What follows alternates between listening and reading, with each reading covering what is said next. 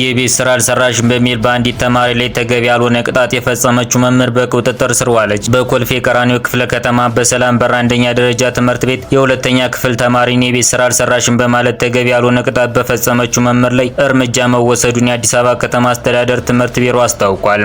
ትውልድን ከመቅረጽ የሀገር ተረካቢ ተተኪ ዜጋን ከመፍጠርና የቀለም እናት ከመሆን ባለፈ ከእናት የማይጠበቅ ያለንበት ዘመንና ወቅት የማይዋጅና የማይጠበቅ መሰል ድርጊት መፈጸም ተገቢ አይደለም ብሏል።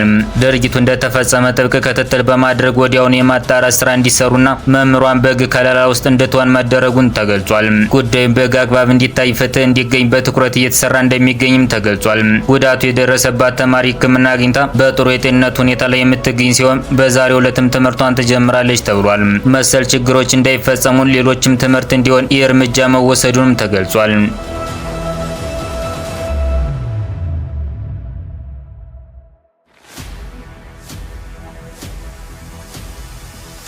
የኤርትራ መንግስት በኢትዮጵያ የፖለቲካ አካላት ላይ ከባድ ክስ አቀረበ።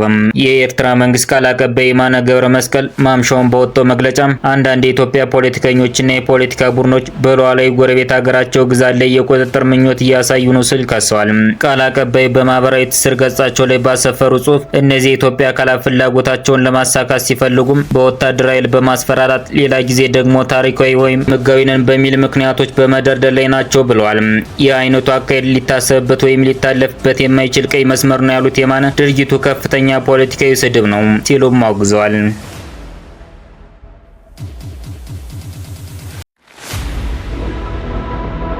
በደቡብ አፍሪካ ጆሃንስበርግ ከተማ ፖሊስ ትናንት ሐሙስ በሰሜናዊ ሳንደተን አካባቢ በሚገኙ አንድ ቤት ውስጥ ያለ ፈቃዳቸው ተቆልፎባቸው የነበሩ 44 ኢትዮጵያን ስደተኞችን አገኘ።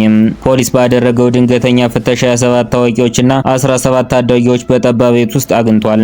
የአካባቢ ፖሊስ ቃል አቀባይ እንደገለጹት ከኢትዮጵያውያኑ መካከል የአካባቢውን ቋንቋ ሆነ እንግሊዝኛ የሚናገሩ ባለመኖሩ እስካሁን በቤት ውስጥ እንዴት እንደገቡና ምን እንዳጋጠማቸው ለማወቅ አልተቻለም። ፖሊስ አስተርጓሚ በመፈለግ ላይ ሲሆን የቤቱ ባለቤት ወይም ቆልፎ ያስቀመጣቸው ግለሰብ በቁጥጥር ስር አልዋለም። ይህ ክስተት በደቡብ አፍሪካ የኢትዮጵያውያን ስደተኞች ደህንነት አሳሳቢ ደረጃ ላይ መድረሱን በግልጽ ያሳያል። በዚሁ ከተማ በጥር ወር ብቻ 26 ኢትዮጵያውያን በተመሳሳይ ሁኔታ ታግተው መገኘታቸው ይታወሳል። ፖሊስ ሁሉንም ክስተቶች በቁም ነገር እየመረመረ ሲሆን ተጠያቂዎችን ለፍርድ ለማቅረብ ጥረት እያደረገ ነው ተብሏል።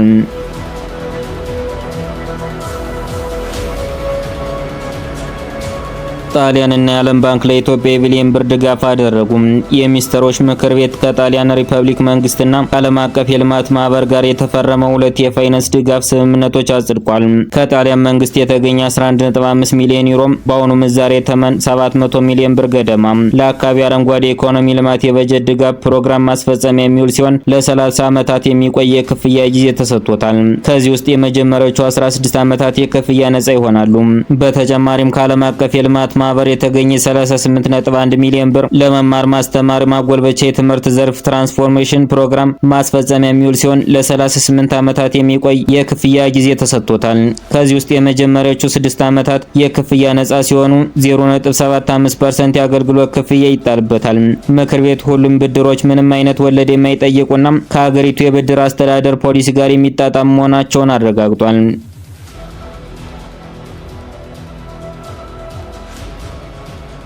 የጅቡቲ ኢትዮጵያን የማስወጣት እቅድ ምክንያት ፖለቲካ መሆኑን በአዲስ አበባ ዩኒቨርሲቲ የማህበረሰብ ሳይኮሎጂ መምህርና የፍልሰትና የስደት ጥናት ማዕከል አስተባባሪ ዶክተር አበባው ምናዬ ገለጹ። ሀገሪቱ በእቅዷ መሰረት በሺ የሚቆጠሩትን ስደተኞች ጨክና በእቅዷ ገፍታ ከሄደችበት በእሷ ላይ የሚያስከትለውን መዘዝ አለ ብለዋል። የጅቡቲ መንግስት በሀገሩ የሚገኙ የውጭ ሀገራት ዜጎች በአንድ ወር ጊዜ ውስጥ በፈቃዳቸው ለቀው እንዲወጡ ካልሆነ ግን በግዳጅ እንደሚባረሩ አስታውቋል። ሰነድ አልባ የሆኑት የውጭ ሀገር ዜጎች ሀገሪቱን ለቀው እንዲወጡ የተሰጣቸው ቀነ ገደብ በመጪው ቅዳሜ ይጠናቀቃል። ይህ መንግስታዊ ትዕዛዝ ያተኮረው በእኛ ላይ ነው የሚሉት በዚያች ሀገር የሚኖሩ ኢትዮጵያውያን ስደተኞች በበኩላቸው በአጭር ጊዜ ውስጥ መውጣት ስለማንችል ተጨንቀናል ብለዋል። የመንግስት እርዳታም ጠይቀዋል። ዶክተር አበባው ምናዬ የጅቡቲ ውሳኔ ምክንያት ፖለቲካ ነው፣ መፈታት ያለበት በውይይት ነው ብለዋል።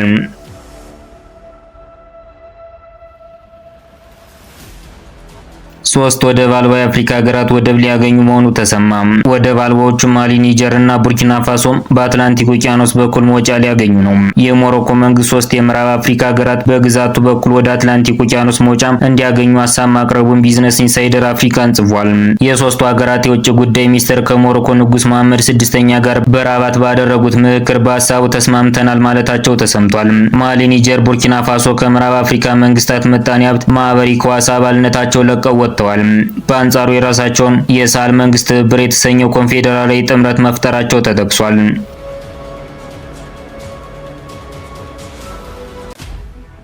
እስራኤል ያጋጠማትን ከባድ ሰደድ እሳት ተከትሎ የዓለም አቀፉ ማህበረሰብ ድጋፍ ጠየቀች። ከኢየሩሳሌም በቅርብ ርቀት ላይ የተከሰተው ከባድ ሰደድ እሳት መዛመቱን ተከትሎ ነዋሪዎች አካባቢያቸውን ለቀው እንዲወጡ ተደርጓል። እንዲሁም በሰደድ እሳቱ የተነሳ በርካታ መንገዶች እንዲዘጉም ተደርጓል። ባለው ከባድ የአየር ጸባይና በኃይለኛ ንፋስ ታግዞ እየተዛመተ የሚገኘው የሰደድ እሳቱ ለመቆጣጠር እሳት አደጋ ሰራተኞች ጥረት በማድረግ ላይ መሆናቸውን ሲኤንኤን ዘግቧል። የእስራኤል መከላከያ ሚኒስቴር ሀገሪቱ ብሔራዊ አደጋ ጊዜ ላይ መሆኗን ገልጿል። የሰደድ እሳቱን ለመከላከል የዓለም አቀፉ ማህበረሰብ ድጋፍ ጠይቋል። የተከሰተው የሰደድ እሳት ምናልባትም በታሪክ ትልቅ የሚባል መሆኑን የገለጹት የኢየሩሳሌም ግዛት የእሳት አደጋ ዲፓርትመንት ኮማንደር ሹሙሊክ ፍሬድማን የሰደድ እሳቱን በሰዓት 60 ማይል ፍጥነት የሚጓዝ በመሆኑ የበለጠ እንዳይዛመት አስጊ አድርጎታል ብለዋል።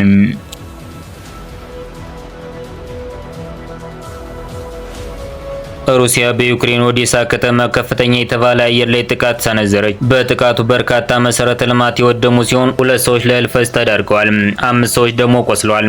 ሩሲያ ፈጽሟለች በተባለው በዚህ የድሮን ጥቃት ትልቅ ህንጻዎችና ትምህርት ቤቶች ስለመውደማቸውም ተነግሯል። ከኦዴሳ ባሻገር ካርኪቭ እና ሱሚ በተባሉ የዩክሬን ከተሞች ፍንዳታው ተሰምቷል። ኦዴሳ በጥቁር ባህር የምትገኝ ስትራቴጂካዊ የወደብ ከተማ ስትሆን 1 ሚሊዮን ዜጎች መኖሪያ ናት።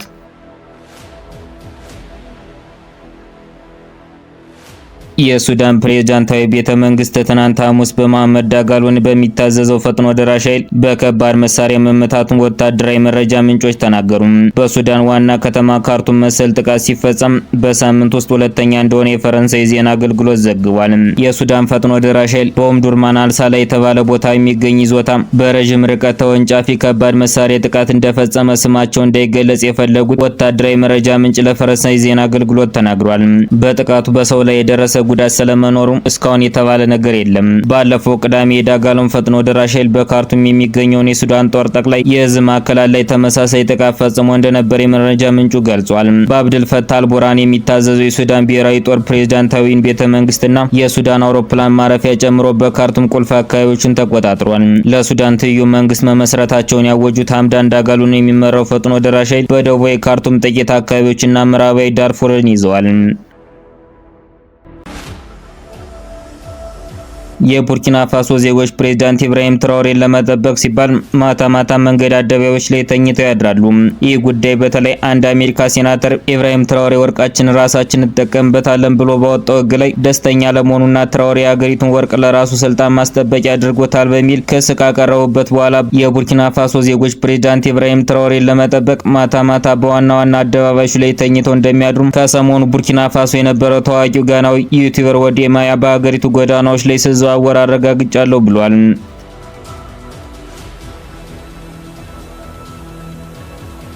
አነጋጋሪው የትራምፕ ጋርድ ግራ በሚያጋባ ውሳኔያቸው የአሜሪካ ጥቅም በማስከበር ስም እየወሰዱት ባለው ተገቢ ያልሆነ እርምጃው ወዳጅ አድናቂ ሳይቀር ፊቱን ያዞረባቸው ያሉት የአሜሪካኑ ፕሬዝዳንት ዶናልድ ትራምፕ በምርጫ ዘመናቸው ወቅት ከተሞከረባቸው የግድያ ሙከራ በኋላ ጥበቃቸው ለየት ያለው ሆኗል።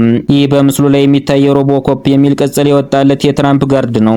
ይህ ጋርድ በምስሉ ላይ እንደሚታየው የትም ቦታ ላይ ትልቅ ጥቁር ካፖርታ ለብሶ የግራ እጁን ትንሽ ጣት በቀኝ እጁ ይዞ ነው። ትንሽ ጣቱን አይለቅም። ተጀምሮ የሚያበቃ እሷን ይዞ በአይኖቹ ዙሪያውን በፍጥነት እየቃኘ ትራምፕን ይከታተላል። ለምንድን ነው ትንሽ ጣቱን ይዞ የሚከታተለው ከተባለም ምክንያቱም ይህ ሰው ላይ ትንሽ ጣቱን ይዞ የሚታየው ሁለት እጆቹ የእውነተኛ እጆች አይደሉም፣ አርቲፊሻል ፕላስቲክ እጆች ናቸው። የሱ የእውነት እጆች ያሉት ከካፖርታው ውስጥ ነው። የተቀባበለ አውቶማቲክ መሳሪያ ይዞ ነው። እጁ ከመሳሪያ ርቋል ብሎ አጋጣሚውን ሊጠቀም የሚሞክር አጥቂ ካለም የዚህ ሮቦኮፕ የጥይት ሲሳይ መሆኑ ነው። ሮቦኮፕ በጋዜጠኞች ካሜራ ወጥቶ መነጋገሪያ ከሆነ በኋላ ምናልባት አዲስ ዘዴ ይዞ ይመጣ ይሆናል።